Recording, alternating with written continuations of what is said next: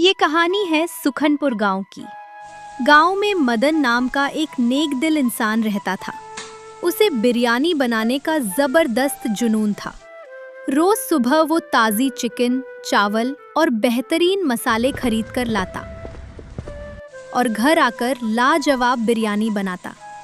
जब बिरयानी तैयार होती तो मदन गांव के चौक पर ठेला लगाकर गांव वालों को सिर्फ 10 रुपए में अनलिमिटेड बिरयानी खिलाता।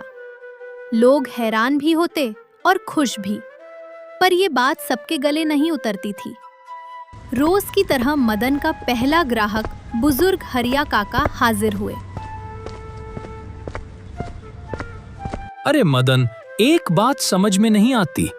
10 रुपए में इतना भरपेट बिरयानी क्यों देते हो? ये मजाक है क्या? इतनी सस्ती क्यों? कब तक चलेगा ऐसे? पैसा कहां से आता है?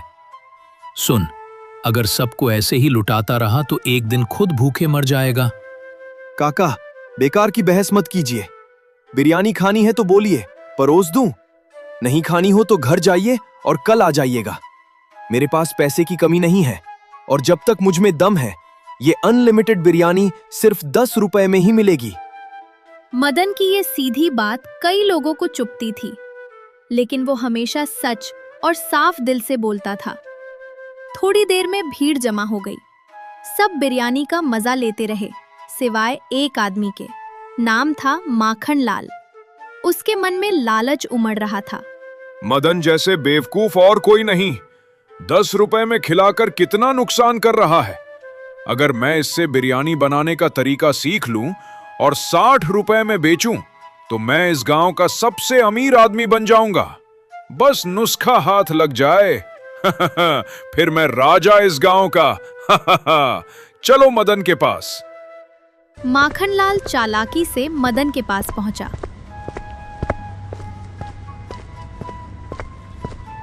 और फिर मीठे स्वर में मदन से बोला, मदन भाई, बुरा मत मानना, मैं आपकी बिरयानी खरीदना चाहता हूं। चाहे 60 रुपए भी ले लो। आपके हाथ का स्वाद कोई नहीं दे सकता। ये नुस्खा क्या है? क्या महक है! आय हाय! देखो, मैं उन लालचियों जैसा नहीं हूं। मुझे 10 रुपए वाली प्लेट नहीं चाहिए। बस रेसिपी बता दो, मैं बड़ी प्लेट लूंगा। हर किसी को एक जैसा ही मिलता है। लो 10 रुपए दो और खाओ पेट भरकर। माखनलाल की बात हवा में उड़ गई। गांव वाले खाते रहे और सोचते रहे, 10 रुपए में अनलिमिटेड बिरयानी, आखिर राज क्या है? एक दिन मदन चिकन लेकर घर जा रहा होता है कि तभी माखनलाल ने चोरी छिपे मदन का पीछा किया।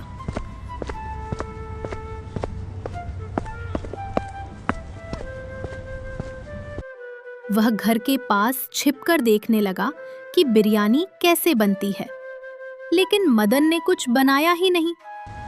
माखनलाल थक कर वापस चला गया।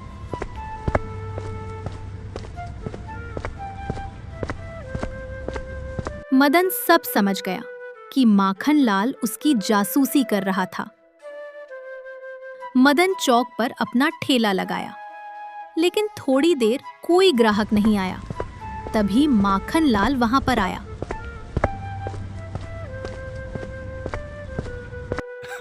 मदन भाई, क्या मैं कल तुम्हारे घर आ सकता हूं?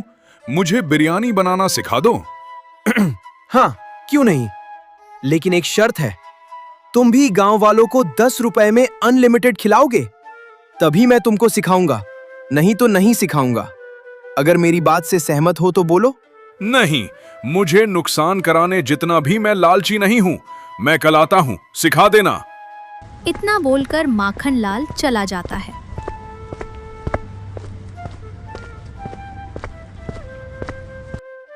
और फिर गांव वाले हमेशा की तरह खा कर चले गए और कुछ खा भी रहे थे। तभी दूसरे गांव से एक अजनबी आया। क्या सच में 10 रुपए में अनलिमिटेड बिरयानी मिलती है? सुना था कोई आदमी दिल से खिलाता है। सही सुना, अगर खाना है तो ले लो। नहीं, 10 रुपए में। अगर चिकन खराब हुआ तो लोग बीमार पड़ेंगे। क्या तुमने कभी अपने परिवार के बारे में सोचा है? ये लोग तो मूर्ख हैं, सस्ता मिले तो खा लेंगे। अगर गांव वालों को कुछ हुआ तो उसके जिम्मेदार सिर्फ तुम होगे। याद रखना मेरी बातें। मैं रोज ताजी चीजें लाता हूं, तुम दूसरों को भड़काकर नुकसान कर रहे हो। मेरे गांव वालों को भ्रमित मत करो। मैं ताजे चिकन को लाता हूं, अपने हाथ से अच्छे से चावल और चिकन को धोकर बनाता हूं, समझे? इतना सुनकर वो आदमी अपने घर चला गया और गांव वाले भी अपने घर की तरफ निकल पड़े।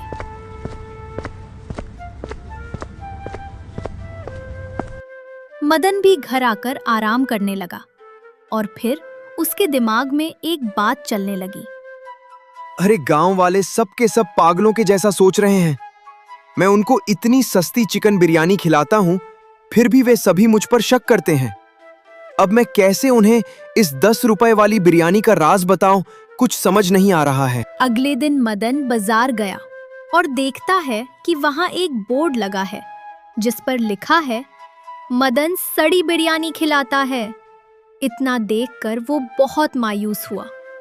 तभी उसका दोस्त सुरेश सामने से आया। क्या हुआ? इतने मायूस क्यों? मैंने अभी अभी ये बोर्ड। क्या सच में मैं खराब बिरयानी खिलाता हूं? आजकल भले लोग भी शक के घेरे में आ जाते हैं। नेक काम करना मुश्किल है भाई। वो अगर गांव वालों को भड़का दिया है तो गांव वाले उसकी बातें मानेंगे। हाँ सुरेश भाई, तुम बिल्कुल ठीक बोल रहे हो। लेकिन मैं फिर कल ठेला लगाऊंगा और रोज लगाऊंगा। जिनको खाना है वे मेरे ठेले तक आएंगे और जब मुझे लगेगा कि गांव वाले नहीं खाने आ रहे हैं, तब मैं अपना थैला किसी दूसरे गांव में लगा दूंगा। इतना बोलकर वो बाजार की तरफ निकल पड़ा। सलीम के पास जाकर चिकन लिया और फिर मसाले लेकर घर वापस आया और फिर वो बिरयानी बनाने बैठा। तभी उसके दिमाग में एक बात चलने लगी। अगर सुरेश की बातें सच निकल गईं, तो ऐसा करता हूं, आज थोड़ा कम बिरयानी बनाकर ले जाऊंगा। अगर बिरयानी बिक गई तो कल बढ़ाऊंगा, नहीं तो कम ही लेकर जाऊंगा। मदन फिर भी रोज की तरह बिरयानी बनाकर ठेला लेकर खड़ा रहा। कोई नहीं आया। सुरेश आया और पेट भरकर खाया। चाहे कोई आए या ना आए, मैं तो रोज आऊंगा। बाकी अफवाहों पर विश्वास कर रहे हैं। चलो किसी दूसरे गांव चलते हैं।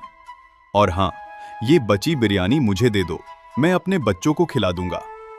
हाँ, क्यों नहीं भाई, ले जाओ भाई, सारी बिरयानी ले जाओ। मदन ने सारी बिरयानी दे दी और घर चला गया। अगली सुबह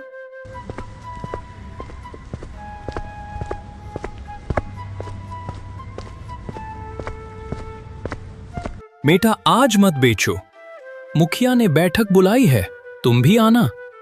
मैं आज ही सच नहीं बताऊंगा, कह देना कल बैठक रखें। अगर नहीं मानेंगे तो मैं ये गांव छोड़ दूंगा।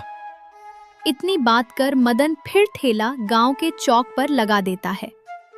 तभी 2 आदमी आए और मदन को पंचायत लेकर गए।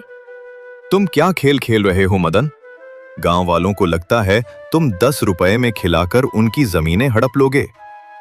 अगर कोई एक भी आदमी कह दे कि मेरी बिरयानी खाकर बीमार हुआ है, तो मैं आज ही अपनी जमीन उसी को दे दूंगा। अगर तुम ईमानदार हो तो बाकी दुकानों जैसा 7 रुपए में क्यों नहीं बेचते? हाँ राज, बताओ 10 में ही क्यों खिलाते हो? पैसा कहां से आता है? सुनो, करीब 5 साल पहले मैं एक होटल में काम करता था। मालिक बहुत लालची था। गलत धंधे से कमाया हुआ पैसा।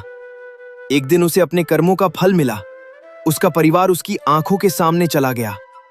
तड़प कर उसने मुझे सारी दौलत दे दी और कहा, इस पैसे को गरीबों की सेवा में लगाना।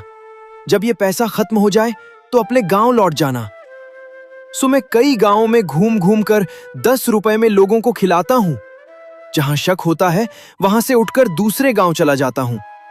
मेरा न कोई स्वार्थ है न लालच, बस भूख देखी नहीं जाती। सब खामोश। गांव वाले पछता रहे थे